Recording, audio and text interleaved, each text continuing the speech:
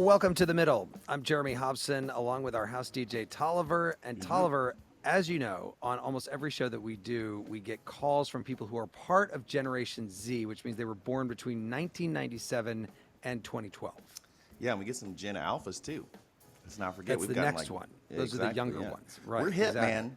Madisyn, We're when we're hip. very hip. This hour, I am counting on our Gen Z listeners to flood the phone lines at 844-464-3353 because we want to talk about the challenges that you are facing. Gen Z was, of course, the first generation to grow up online with social media taking up hours of their days. The lives of people in Gen Z were also uniquely impacted by the COVID pandemic, something that interrupted schooling and broke down how many people talk and communicate. Gen Z also faces a very tough economic situation, aside from increasing rental prices and interest rates that make owning a home very difficult for many. Older workers are staying in their jobs longer, which means the job market is also a challenge. So our question this hour, what are the biggest challenges for Generation Z and what can we do about them?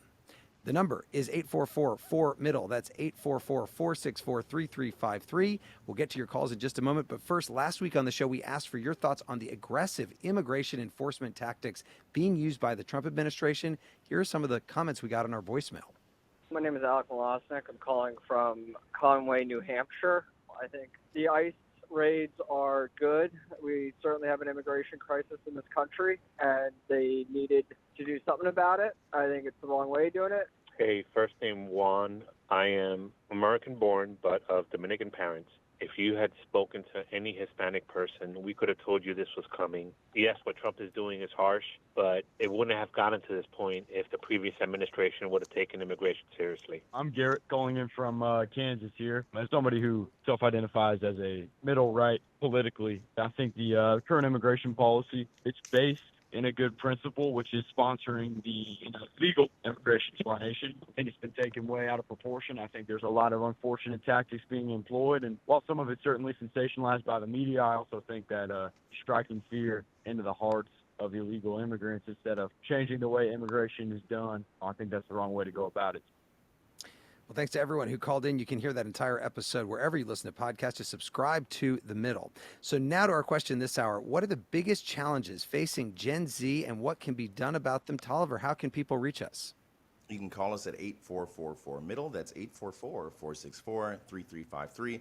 Or you can write to us at listentothemiddle.com. But Gen Z, if you rather comment on our YouTube. Do we still have Twitch, Jeremy?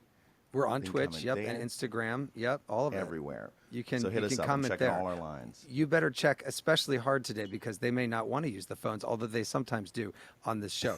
Joining me this hour, Madisyn Brown, a Gen Z YouTuber who discusses many of the challenges facing her generation on her channel. Madisyn, welcome to The Middle. Hi, thank you for having me. Thanks for being here. And Jean Twenge is with us as well, professor of psychology at San Diego State University and author of the new book, 10 Rules for Raising Kids in a High-Tech World, and the old book, Generations. Jean, great to have you on. Thanks so much for having me.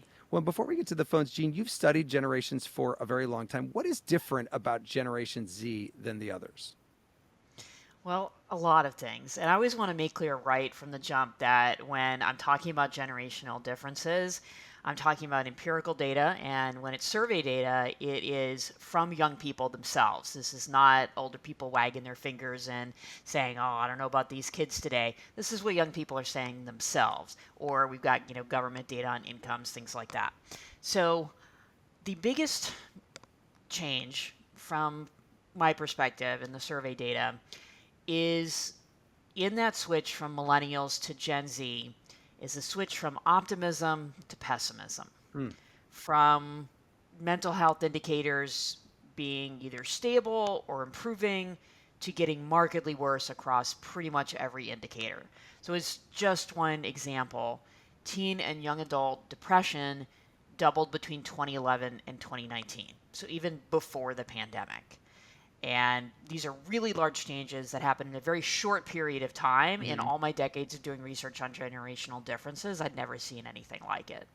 And do you think that that's because of social media? That was what I finally figured out. So when I first started to see these changes, I really had absolutely no idea what could be causing them. They were misaligned with economic cycles. The Great Recession was finally over, and things were starting to improve around 2011 or 2012 when teen depression was going up. It was tough to think of an event that happened at that time that reverberated across the decade, especially internationally, because we eventually figured out that these trends were appearing internationally as well, say in Interesting. Australia, in the UK, where some of the US based explanations didn't really fit. But one thing that did fit that had a huge impact on the way that young people spend their time was the rise of the Hmm. smartphone and the social media. The end of 2012 was the first time the majority of Americans owned a smartphone. Interesting. Madisyn, what do you think about all of that? As a member of Generation Z, what are the unique challenges for your generation? Yeah, I mean, as Jean was talking, I was thinking like, yeah, like it really is that. I don't know what I can say. That D phone. It's that phone. Like it's so um, all encompassing with all the issues that we face, especially socially. There are financial aspects that Gen Z is facing that I don't think has much to do with social media, but when it comes to like the loneliness and our kind of inability to socialize like other past generations, it does come down to the phone. Even micro things that I talk about, like fashion, micro trends, and how people adopt personal style, how people shop, it all comes back to social media and the way that it's completely changed the way that we interact with each other or don't interact with each other. And Hmm. it's a tough one because obviously my job is social media. I've made a living off of it. It's Right. completely changed my life. So it's not that I think, social media is bad and we should never use it, but unfortunately something that I think was meant to be a tool at first has now become our whole universe. And I think my generation is trying to figure out how can we have a balanced life with it and also like, live our lives at the same time. My generation, I was about 18 years old when 9/11 happened. That was a real, really impactful moment for the country, and for my generation. What about COVID? What kind of an effect do you think COVID had on your generation, Madisyn, differently than other generations? Yeah, I mean, the first thing that comes to my mind is club culture, nightlife, things like that. I also think social media has its own influence on how we deal with that, but we've gotten so used to staying at home. And I don't know if you've heard this or noticed this, but a lot of people in my generation will make this joke like, my love language is getting a text that's canceling plans.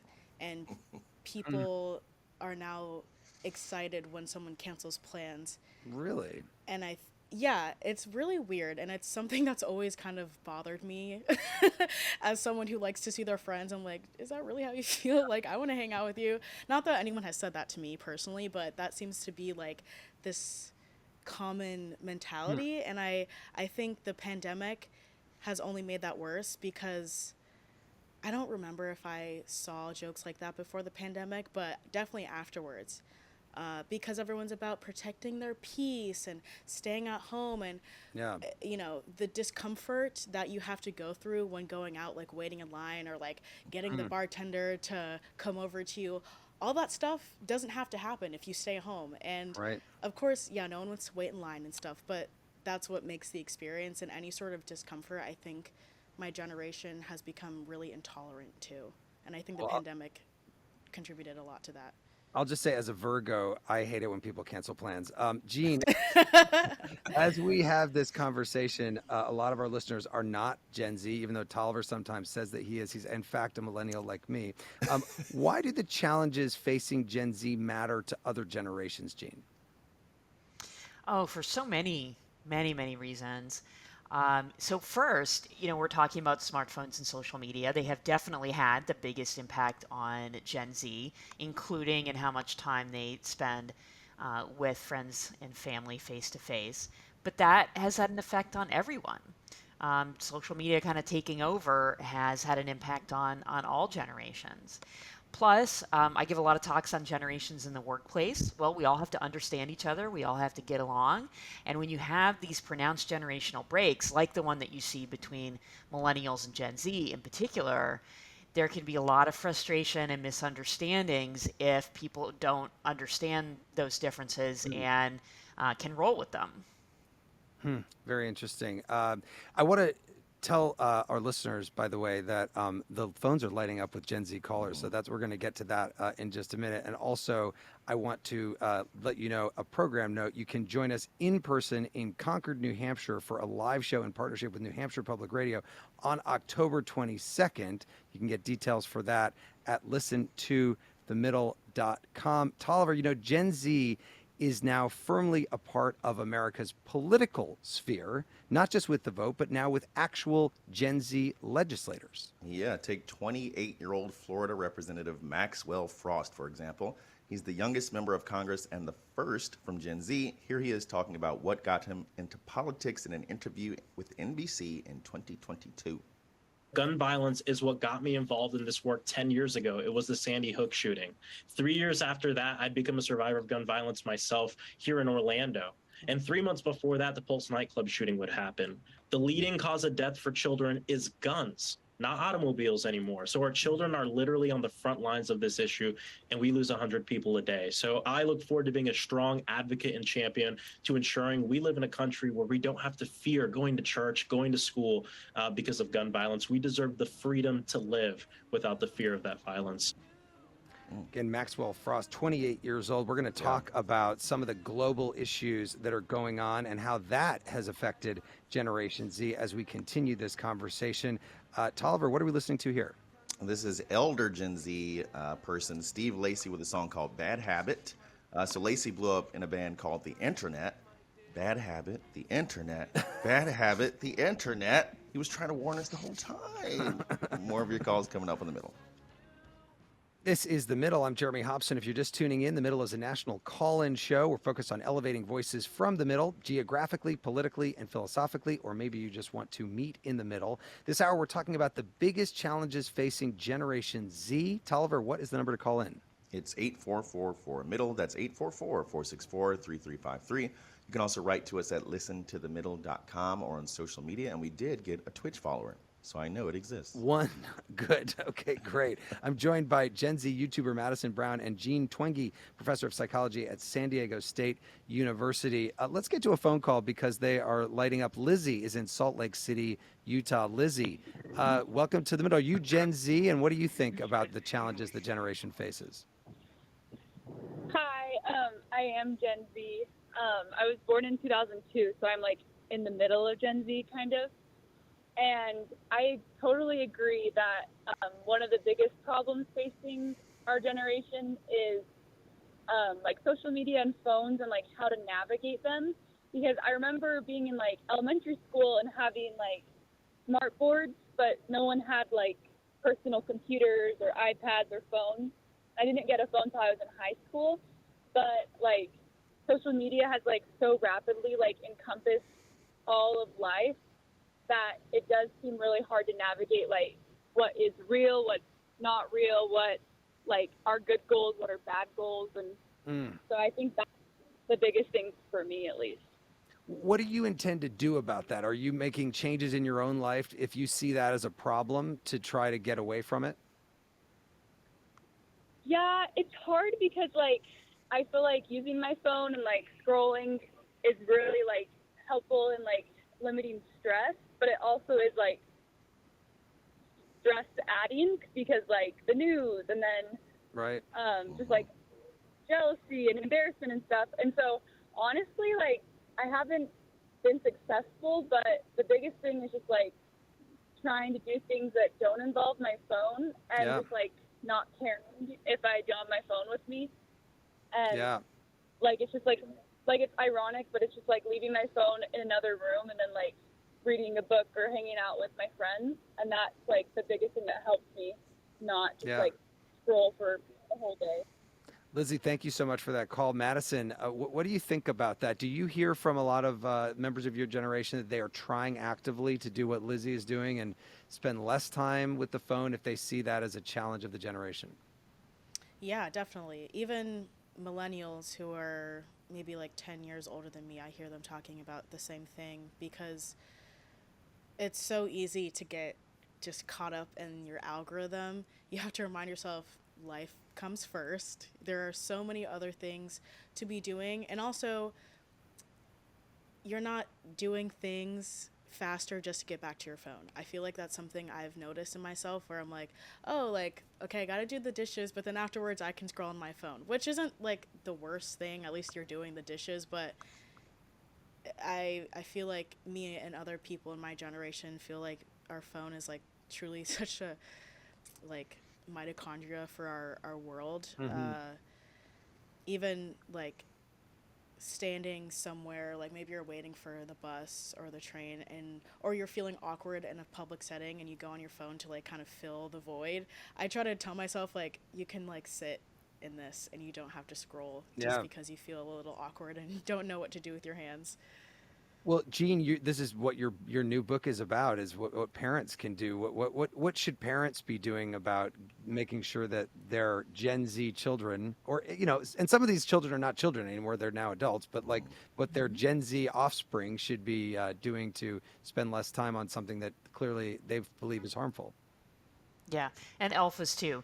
So yeah, the book is 10 rules, and it is mostly for parents. But I want to talk about Rule 2 because Rule 2 is something that is for everyone, not just parents talking to their kids about and making kids sure their kids follow, but all of us should be doing this, which is no devices in the bedroom overnight.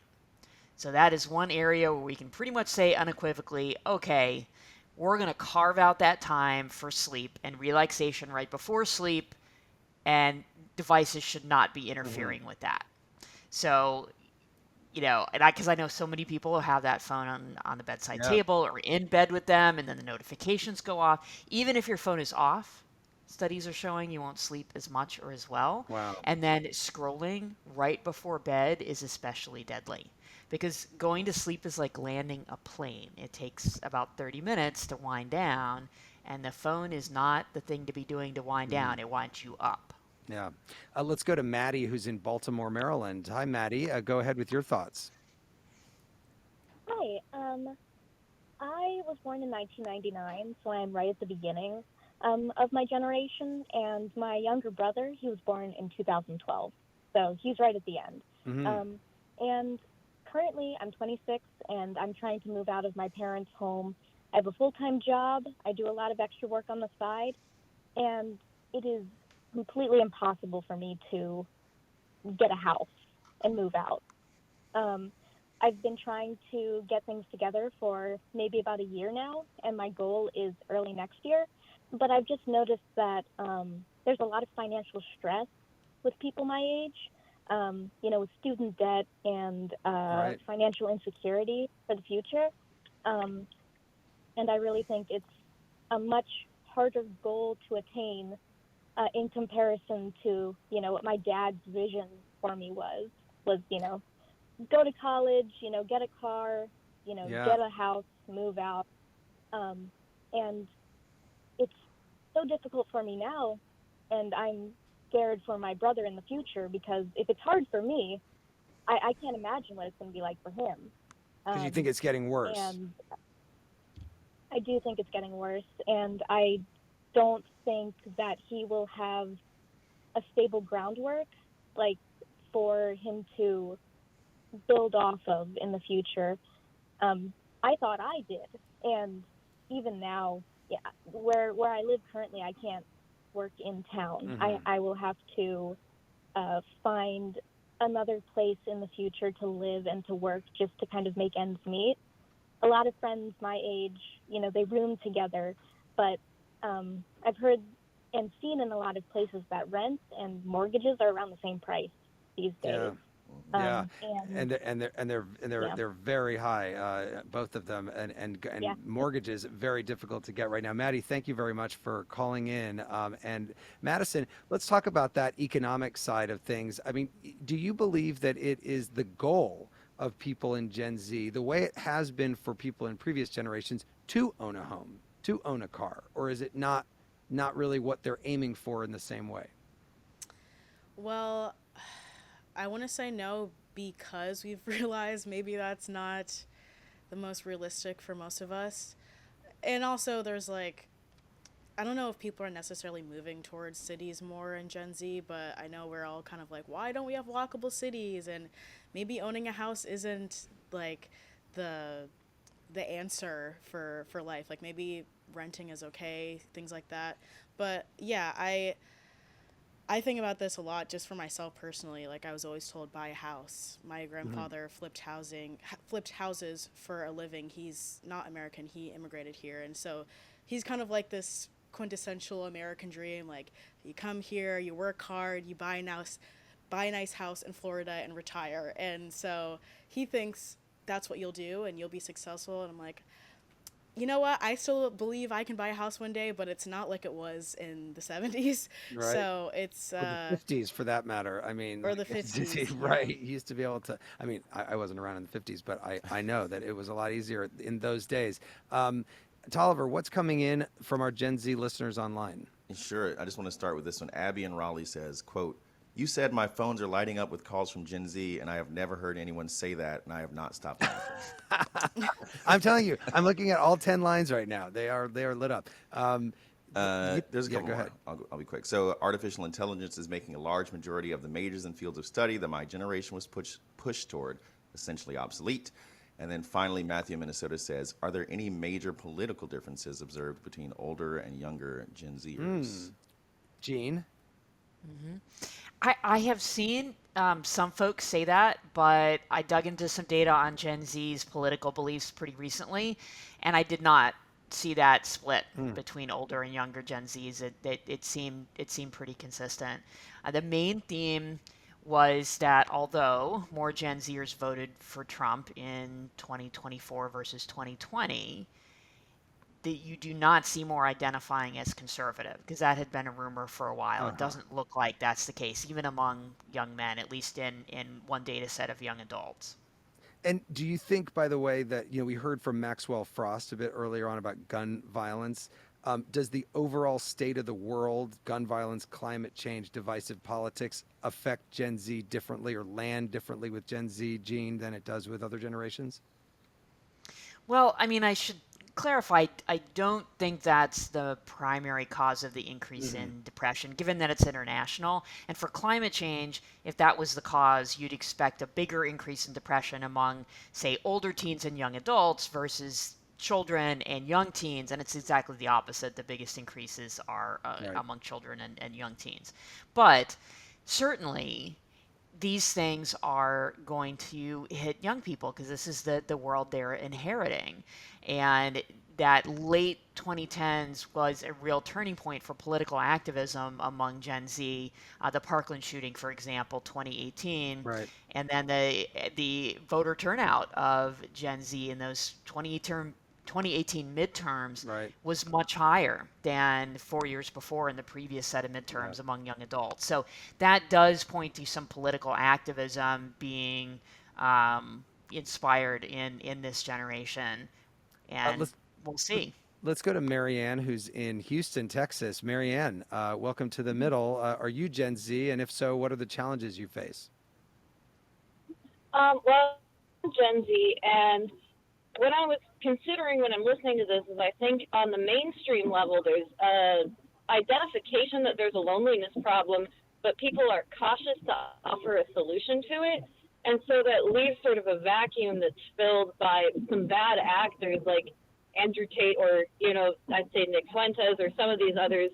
Um, and then also for the sake of my own point, I'm going to just offer a solution, which is that I think that people would be happier if they spend just a month cleansing themselves of anything algorithmic based and just see how it feels.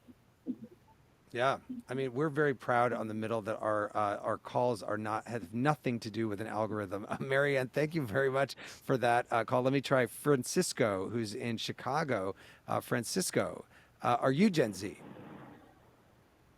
Yeah, I'm Gen Z. I actually caught your show as I was leaving work, so I figured I'd call in. Yeah, tell us what you think.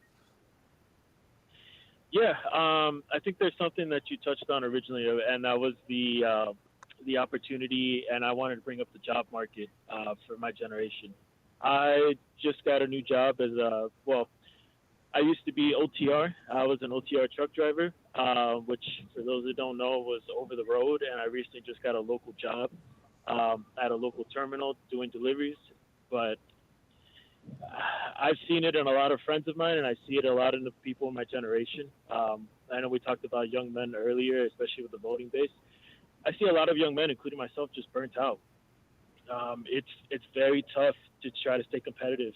I think 10 hours is the new 8 hours, and it's very, very difficult to compete. And my job, specifically in my field, I'm very concerned. I'm very concerned that with all the advancements of technology and AI, I might not have this job in the next 20 years. There might be automated trucks, and this job is a good job. You know, I get insurance, benefits, good pay. I mean, it is a lot of hours. It is very hard, but it's doable. I had a guy this week. He retired after 40 years. I don't know if I can get to that point. But that's what you want to do, to be able to do. Yeah, I would like to at least get the opportunity to. I'd like to at least provide, take care of. I now have a family, and I think that's my main priority. And when I see some of the stuff that goes on, I see a lot of people checking out. A lot of my friends checking out. I see a lot of people just disillusioned, very apathetic. You know, it's very tough to stay competitive. Yeah. And especially if your field isn't going to exist in maybe the next 10, 15, 20 years. Yeah. I think a lot of people are feeling that right now about, what AI is going to do. Francisco, really appreciate the call. Thank you very much. Madisyn, what do you think about that? Sort of the fears about what jobs will be around in the future, but also just Francisco feeling like 10 hours is the new 8 hours, and then he's just having to work so hard to bring in enough money to take care of his family. Yeah, I mean, I definitely feel for him. It seems like this sense of burnout is affecting a lot of us, if not all of us, to some degree. It just doesn't feel like the work, the hours are amounting to what they used to be. And you kind of think like, well, what is this all for? Like, I'm just going to work until I die and be left with nothing. And that's where I think a lot of that nihilism comes from, because it doesn't seem like there's a light at the end of the tunnel. And it's not like you can just give up and, like, I don't know what the alternative would be, being homeless, I guess. I don't know. But it's really unfair. I wish I had a more, like, optimistic perspective. And especially with the AI stuff, I know a lot of people in so many different fields are afraid of their jobs going away because of AI. And I'd like to hope we can adapt in some way. I really don't know what the future looks like with that, but it's scary. We're kind of just in this weird unknown right now. Yeah, I mean, I think that is that a big part of it, Jean? Just sort of the unknown and the uncertainty that Gen Z is coming into right now. I mean, I think that's certainly part of it. And I do feel I should mention, a few statistics which may seem somewhat contradictory. So one is absolutely housing prices are very high and interest rates are high right now. So that's making it really tough with housing. However, median incomes for young adults are at all-time highs, corrected for inflation. The Wall Street Journal about a year ago had an article mostly focused on millennials, but also on older Gen Z, saying that in terms of their wealth building, they were actually ahead of Gen X and boomers at the same age. Now, nobody believes this, but don't shoot the messenger. The messenger isn't even me. It's the Wall Street Journal. This is maybe a couple years out of date. Maybe that's some of it with AI coming in and challenging things. Because don't forget, it wasn't that long ago we had a labor shortage. Right. And then we had so many boomers who were leaving the job market that there were a lot of opportunities for Gen Z. They're making more money, but it's also been more difficult for them to buy houses. And I saw that the rate of homeownership is significantly lower with Gen Zers at a certain age than it was for previous generations. Tolliver, there are some stereotypes about Gen Z. For example, they operate a little differently in the workplace. Yeah, and there are endless Instagram memes about that. Here's one where an older boss is using a translate to talk with his Gen Z employee. Hey, but we need to discuss your quarterly performance metrics. What? He said, bestie, he wants to tell you how you've been slaying at work. Oh, bet. That's actually fire. My numbers have been giving main character energy. All facts, no printer. She's excited and confident. Her performance has been excellent. She's being honest with you. I need you to work harder and focus on the synergistic optimization of your deliverables. He's saying bet. He wants you to lock in and make your work hit different. Say less. I'm about to be so locked in, it's not even funny. Say less. All facts, no I gotta printer killed me. Yeah, right. Tolliver, what are we listening to here? This is Kendrick Lamar with Humble, where he talks about everything from viral fame to the overuse of Photoshop and a bunch of other like negative stereotypes about Gen Z. And I feel lucky because as a millennial, we got off easy. People were just like, avocado toast, man buns. More of your calls coming up in the middle. This is The Middle. I'm Jeremy Hobson. This hour, we're talking about the biggest issues facing Generation Z. You can call us at 844-4MIDDLE. That's 844-464-3353. You can also reach out at listentothemiddle.com or on YouTube. I'm joined by Jean Twenge, professor of psychology at San Diego State University, and YouTuber Madisyn Brown. Let's go back to the phone. Sam is in Rhode Island. Sam, welcome to The Middle. Go ahead. Hi, let me turn off here really quick. All right, there we go. Hi. I'm afraid that the biggest things that I'm concerned about are basically I'm worried about AI, but not for the job market. I'm worried about radicalization in my generation with the way our government portrays things, and I'm concerned about the economy. Explain what you mean by radicalization of the way the government portrays things. I'm really concerned about like specifically like hate crimes towards immigrants, trans people, the LGBTQ plus community, and just like eventually between people who are like right wingers and left wingers. And you feel like as you're Gen Z yourself, I assume? Yes, I was born in 2004. And 2004. And do you feel like this is more of an issue for your generation than for other generations? Yeah, I think the way that like politicians talk about people on opposing sides and like the people that they're like currently targeting, like if you're like Republican, like say like immigrants or like illegal immigrants, like I think there's a lot. It's very like volatile, and I think it could definitely incite people into violence. Sam, thank you very much for that call. Jean, what do you think about that? We have seen, in the protest movements, for example, around Gaza, a lot of Gen Z were involved in that, especially on the college campuses and things like that. What do you hear in what Sam is saying? Yeah, well, just a huge increase in political polarization. And from surveys and polls, just a much higher tolerance for political violence than there ever used to be. And I think there's a number of factors in that, but social media is one of those. It really gets people going. I mean, social psychology studies have shown that content that makes people angry gets shared more on social media, so it spreads faster. Kathleen is calling from Surrey, New Hampshire. Kathleen, are you Gen Z, and what are your thoughts on the challenges the generation faces?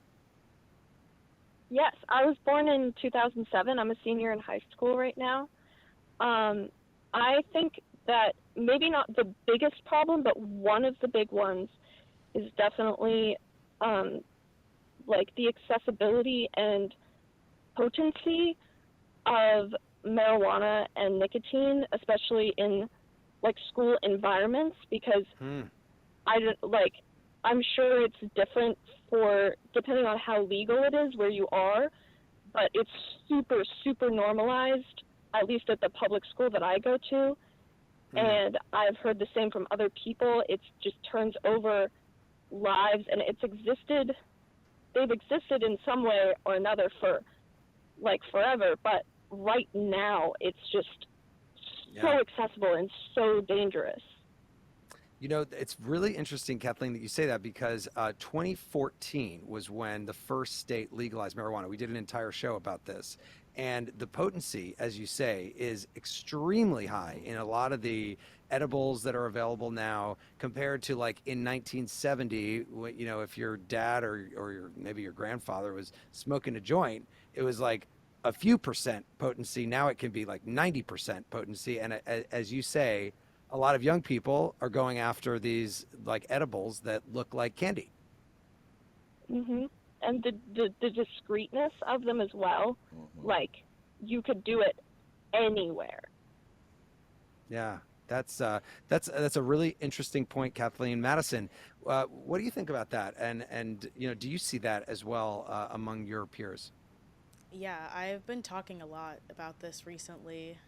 As a ex-marijuana user, I always bring that up when I talk about why I stopped smoking and my reflections on smoking weed in high school, because I'm like, I've had some horrific experiences with weed, and because, around 2014 when things were starting to get legalized, no one really wanted to talk about the dangers of weed because people were so focused on this goal of, decriminalizing and all that, which I agree with. Like, you shouldn't go to prison for weed. But at the same time, if you're 15 years old and your brain isn't developed and you're taking like I don't know the percentage, but like a dab that feels like it's going to end your life, that's not normal. And that's not something that should be like, oh, it's fine, it's just weed. Like, weed potency is crazy. I mean, I remember I went to Colorado with my dad, and he used to smoke, and he took an edible, and it was like, whoa, I don't remember it being like this. So it has changed, and it's something that we need to consider more. Yeah. Tolliver, I feel like I've made my point by allowing only Gen Z callers on the show. So I'm going to go with one that's not Gen Z right now. Jenny is in San Antonio, Texas. Hi, Jenny. You're not Gen Z. No, I'm not. I'm your mom, sticking her head in the conversation.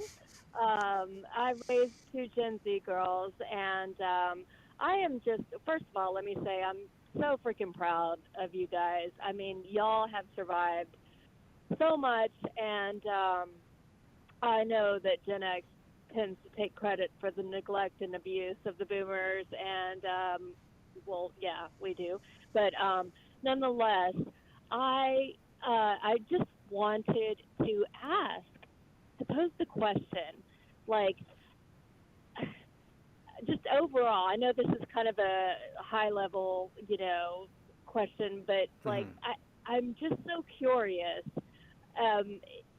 if you guys feel neglected or coddled, because that has been an ongoing debate among Gen X parents, when it comes to all of these issues, cell phones, social media, socialization. And, yes, we definitely see, as Gen X parents, we see this stark difference between how we used to socialize as Gen Xers and how you guys seem to, I don't want to say lack, but I mean, it's very different the way you guys socialize, and it's almost alien to us, but we're definitely more concerned than our boomer parents ever were about us. And so I just, I know how my girls feel, my two Gen Zers feel, but I kind of raised them a little different than most Gen Xers did. But anyway, I well, let's ask Madisyn Brown, who's on here. Do you feel coddled or neglected by previous generations, Madisyn? I personally don't feel coddled. I guess it kind of depends on your parents and like your family, how they raised you. I think if there's any coddling going on, it's with each other. But I don't feel like I was necessarily coddled by my parents or older people. I think if anything, I did a lot of like convincing or getting people to try to understand where I'm coming from, because there's a generational difference, like with mental health or something like that. Interesting. Anne is calling from Boston, Massachusetts, another Gen Z caller. Anne, go ahead. Hello, good evening. I'm Anne, calling in from Boston, Mass. And yes, I was born in 1999, and so I identify as Gen Z. And what do you think are the big challenges that your generation faces? I was calling in to pose the question around how the technologies that Gen Z grew up around has affected our social and civil development, particularly because these technologies like the internet and smartphones are very immersive in nature, and they can sort of occupy a large portion of one's worldview depending on how much they include these technologies in our lives.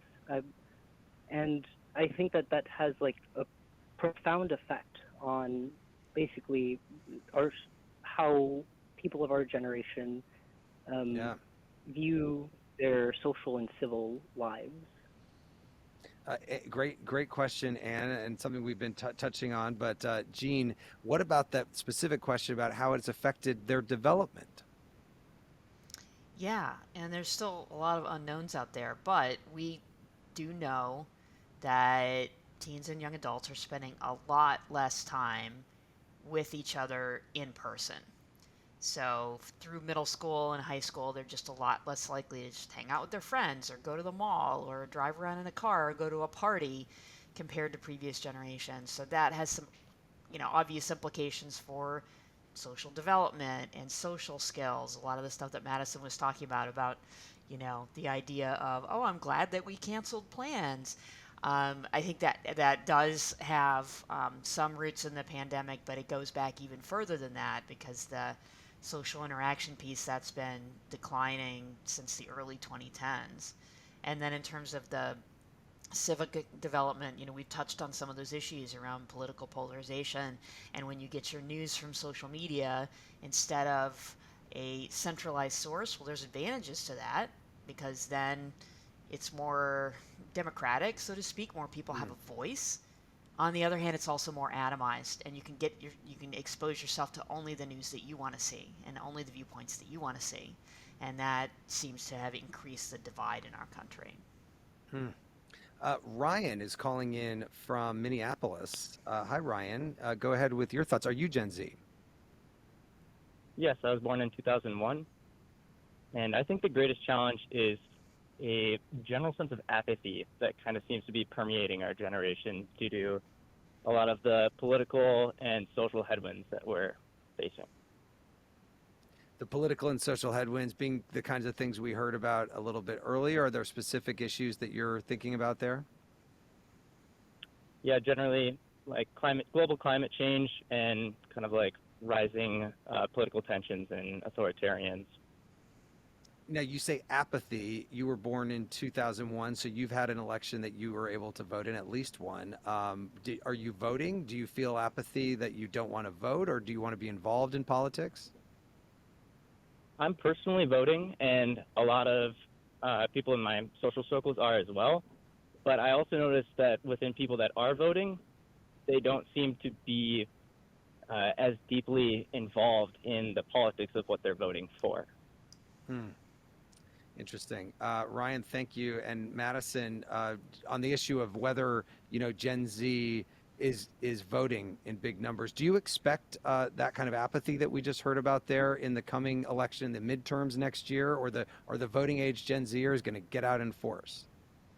I really hope they get out in force because the last election, in my sort of political social bubble, that apathy was really present. Apathy was present, and also this idea that if you're voting for either side, you're voting for genocide. And I understand where people were coming from, but I don't think that ended well for us because I don't think anyone wanted Trump to win in my social political circle. Anyone who's against genocide, so much to the point that they won't even vote for Kamala, they don't want Trump. But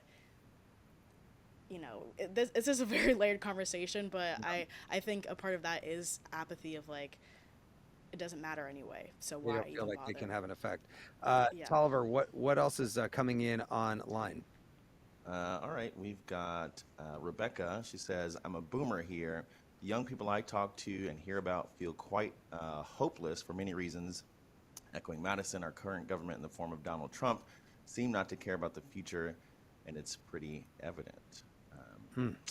So, I want to get back to a call or whatever, but Yeah, well, but because we have so many I that know, are I'm like- still, we've got some young people still on the lines, and just a few minutes left. Let's go to Joe, who's in San Antonio, Texas. Joe, are you Gen Hi. Z, and what are your thoughts? So yes, I am Gen Z. I was born in 2007, and very briefly, I just wanted to touch on. I feel like we know social media is an issue, but we're not focused on why it's an issue. I think that a lot of people who feel isolated, people in marginalized communities, trans people, women, a lot of people go online to seek that community. But once certain algorithms, certain, websites, everything tracks that you're part of a community, they purposefully, this is something that was actually looked at, they will purposely send you more and more hate, because that hate will get engagement from those groups and cause you to stay online longer.